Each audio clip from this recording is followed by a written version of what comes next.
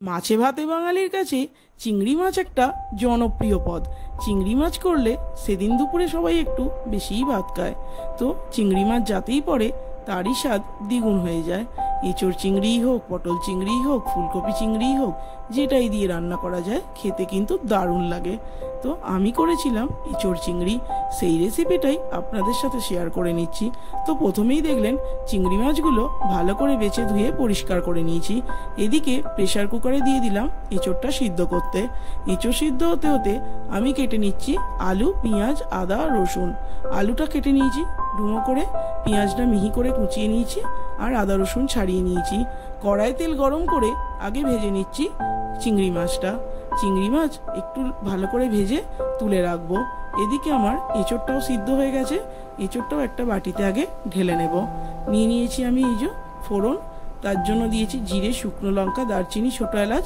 একটা বাটিতে নিয়ে নিলাম 1 চামচ ধনে গুঁড়ো, 1 চামচ জিরে গুঁড়ো, একটু হলুদ গুঁড়ো, একটু কাশ্মীরি লঙ্কার গুঁড়ো, স্বাদ মতো নুন আর চিনি। একটু জল দিয়ে গুলে রেখে দেব। এদিকে আমি আদা রসুনটা একটা গ্রেটার দিয়ে গ্রেট করে নিলাম, সেদিন আর বেটে নিইনি। তো আমার গ্রেট করা হয়ে গেছে। এদিকে কড়াই তেলের মধ্যে দিয়ে দিলাম আলুটা। আলুটা একটু লাল করে ভেজে নিয়েছি। আলু ভাজতে ভাজতেই মোটামুটি সিদ্ধ হয়ে গেছে। দিয়ে দিলাম ফোড়নটা। দিয়ে দিলাম ফোড়নটা হয়ে যাওয়ার পর কুচনো পেঁয়াজটা। পেঁয়াজটা একটু লাল করে ভেজে নিয়ে দিয়ে দিলাম আদা রসুনটা। আদা রসুন দিয়ে নেড়ে চেড়ে দিয়ে দিলাম কুচনো টমেটো। টমেটো দিয়ে নেড়ে চেড়ে দিয়ে দিলাম গুলে রাখা মশলাটা।